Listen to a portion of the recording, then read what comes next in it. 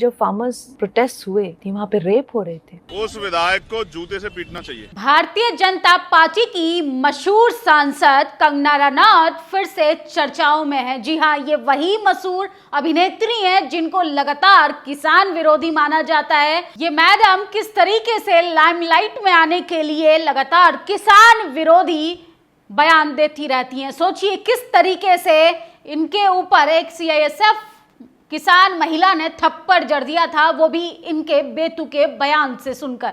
लेकिन एक सवाल खड़ा होता है कि भारतीय जनता पार्टी हमेशा किसानों की विरोध में ही ऐसे सांसदों को आगे क्यों कर देती है जो लगातार अन्नदाताओं का अपमान करते हैं। ये मैडम कह रही हैं कि किसान आंदोलन में जो आंदोलनकारी बैठे थे वो किसान नहीं थे, और ऐसे उलूल जुलूल गंभीर आरोप लगा रही हैं कि कई बार तो वो शब्द हमें खुद बोलने में शर्मिंदगी महसूस होती है। सोचिए, मैडम को सस्ती लोकप्रियता चाहिए, मैडम की फिल्में नहीं चल रही हैं तो राजनीति में करियर अपनाने आ गई। अब राजनीति में भी फ्लॉप साबित होती हुई नजर आ रही हैं, तो वो अब उलूल जुलूल किसान विरोधी बयान दे रही हैं। सोचिए, यही कंगना मैडम का कहना था कि किसान आंदोलन में जो महिलाएं प्रदर्शन करने आती हैं उनको भाड़े पर लाया जाता है। सोचिए, एक महिला सांसद होने के साथ साथ एक मशहूर अभिनेत्री के लोकप्रियता से भारत में अपना नाम रोशन करने वाली कंगना रनावत किस तरीके से महिला विरोधी बयान देती हैं।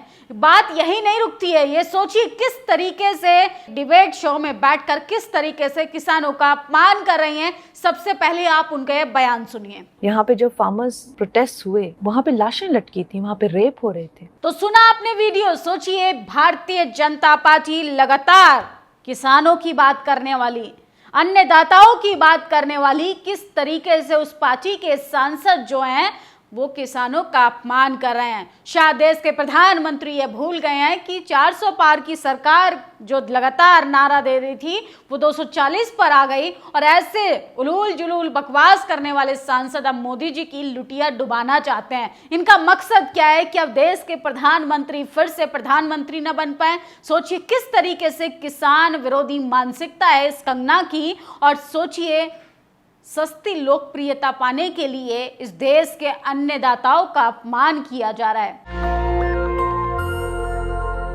बीजेपी सांसद कंगना का एक लेटेस्ट बयान आया है। किसान आंदोलन में लंबी प्लानिंग थी बांग्लादेश जैसी, और इसके पीछे चीन, अमेरिका जैसी विदेशी शक्तियां काम कर रही थी। कंगना मैडम जो कहना चाहती हैं ये भारतीय जनता पार्टी की मानसिकता है, ये मैडम कंगना अपनी भड़ास निकाल रही हैं। क्या ये कंगना जी के निजी राय है या बीजेपी और सरकार का मत है? क्या बीजेपी सरकार भी ये मानती है कि अमेरिका, चीन हमारे देश के अंदर अस्थिरता कर रहे हैं? अगर मोदी सरकार को लगता है कि विदेशी ताकतें हमारे देश के अंदरूनी मामलों में दखल दे रही हैं तो इसके बारे में कड़ा कदम उठाया जाए। किसानों को बीजेपी नेताओं ने बहुत अपशब्द बोले हैं, अब उनकी सांसद अन्नदाताओं को हत्यारे और बलात्कारी भी बोल रही है। इसका जवाब हम नहीं, बस कुछ दिनों में हरियाणा के लोग देंगे, हरियाणा की जनता देगी। सोचिए, अरे जो अन्न बोकर पूरे देश का पेट पालता है उस किसान का किस तरीके से मैडम कंगना अपमान कर रही हैं। लेकिन राष्ट्रीय सुरक्षा पर सवाल खड़े किए गए हैं तो बीजेपी और सरकार को तो जवाब देना पड़ेगा, और अगर ऐसा नहीं है तो इस सांसद के कान पकड़कर माफी मांगनी चाहिए। सोचिए, देश की सुरक्षा पर सवाल खड़ा किया जा रहा है, देश की सेना पर सवाल खड़ा किया जा रहा है, देश के किसानों पर सवाल खड़ा किया जा रहा है, देश के जवानों से लेके इन्होंने किसानों तक को अपमानित कर दिया। क्या है आखिर मैडम कंगना की मंशा? सोचिए, फिल्में फ्लॉप हुई तो मैडम राजनीति में आकर किस तरीके से तमाम देशवासियों को अपमानित करती हैं। नई नई सांसद हैं महोदय जिनकी फिल्म लगातार फ्लॉप रही, अब वो जानबूझकर उलूल जुलूल बोलेगी ताकि अच्छा ना सही खराबी पब्लिसिटी मिल जाए, क्योंकि एक बार फिर से उसकी मूवी आने वाली है इमरजेंसी, और उसे पता तक नहीं है कि हर बार की तरह इस बार भी शायद बुरी तरह फ्लॉप होगी। तो मैडम का जो बॉलीवुड करियर था वो तो उनको ले डूबा ही है। जिस तरीके से इनकी राजनीति में जुबान चल रही है उससे भी इनका राजनीतिक करियर में इनको मुंह की पटकी खानी पड़ेगी, क्योंकि ये किसानों को गंभीर आरोप लगाकर बदनाम करने की साजिश रच रही हैं। इस महिला को इतना नहीं पता कि किसान हमारे अन्नदाता हैं, उनके लिए इसकी घिनौनी बातों का ये प्रयोग करिए। क्या ये क्या ये शर्मनाक नहीं? तो सोचिए, देश के किसानों के लिए ये मैडम जो हैं वो लगातार अपमानित शब्दों का इस्तेमाल करती रहती हैं। इससे पहले कई बार ये विवादित टिप्पणी में रही हैं, यहाँ तक कि मैडम रिजर्वेशन विरोधी बयान भी दे चुकी हैं। सोचिए किस तरीके से कंगना ने पहले कहा था 100 रुपए वाले बयान से पहले 4 विवादित बयानों में भी रह चुकी हैं, लेकिन मैडम क्या करें, मजबूर है बेचारी, कहीं तो करियर सेट करना ही पड़ेगा। बीजेपी की तारीफ करके बीजेपी में सेट तो हो गई, लेकिन जनता तो हर बार आपका काम देखेगी। लेकिन मैडम जो हैं वो अभी फिलहाल अपनी जुबान चलाने का काम कर रही हैं, जबकि इन्हें अपने संसदीय क्षेत्र मंडी में काम करने की ज़रूरत है, वहाँ पर अस्पताल पर बात करने की ज़रूरत है, स्कूल की व्यवस्था पर बात करने की ज़रूरत है।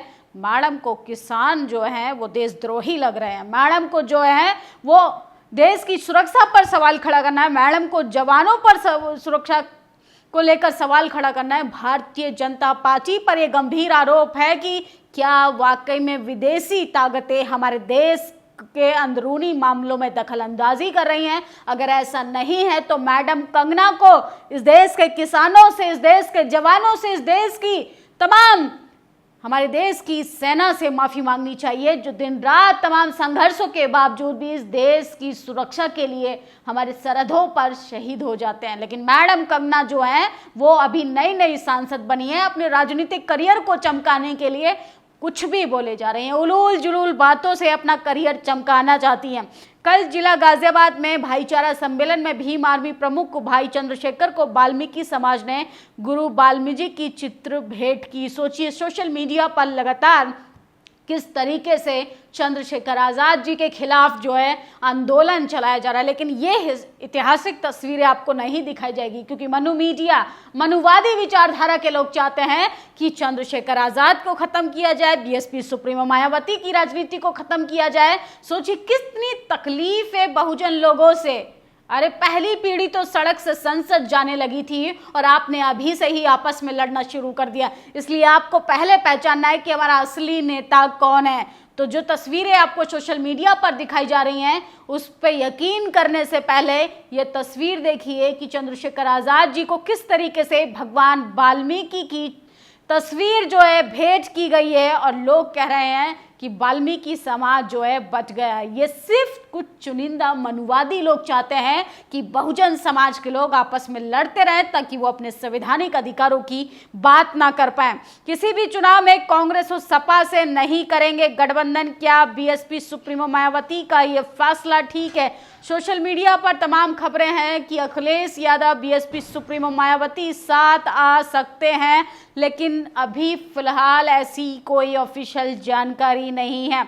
सुप्रीम कोर्ट एक बार फिर से देश को मणिपुर की तरह जलाना चाहता है, लेकिन इस बार आंदोलन सुप्रीम कोर्ट के जजों के खिलाफ होना चाहिए, अन्यथा ये लोग प्रतिदिन एसटी, एससी, ओबीसी, अल्पसंख्यकों को इस तरह उलझाते रहेंगे। और जातिवाद जज साहब मंशा क्या है, कैसे पता करोगे? सोचिए किस तरीके से जातिवाद जो जज हैं पहले एसटी, एससी के रिजर्वेशन पर जजमेंट जारी करते हैं और अब एसटी, एससी एक्ट को लेकर कह रहे हैं कि सामूहिक तौर पर अपमान होना होगा तभी एसटी, एससी एक्ट लागू होगा। अब बहुजनों को तय करना है कि उनके हक अधिकार कैसे सुरक्षित रहेंगे। फिलहाल तो कोलोजियम सिस्टम से चुने हुए जज जो हैं वो आरक्षण विरोधी फैसले सुना रहे हैं।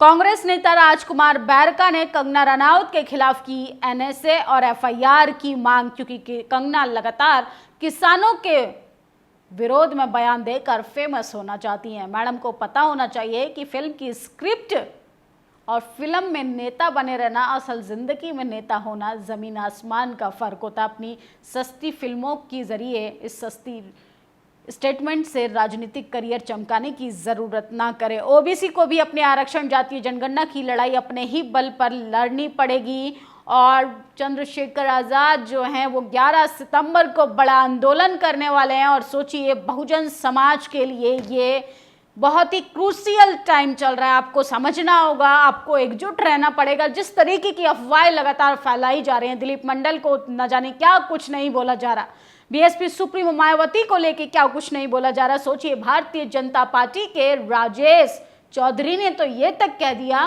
कि बीएसपी सुप्रीमो मायावती को उत्तर प्रदेश में मुख्यमंत्री बनाना हमारी गलती थी।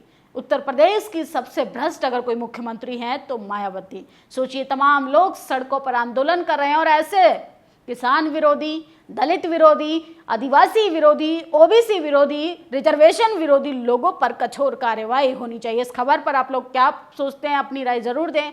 मैडम कंगना के इस बयान पर आप लोग जरूर बताइएगा। शुक्रिया। नेशनल दस्तक की आपसे गुजारिश है कि अगर इसको बचाना चाहते हैं तो नेशनल दस्तक को सब्सक्राइब करने के लिए रेड कलर के सब्सक्राइब बटन को दबाएं, फिर बेल आइकन की घंटी दबाएं। नेशनल दस्तक को बचाने के लिए बहुत जरूरी है कि हर खबर को शेयर करें, लाइक करें, कमेंट जरूर करें।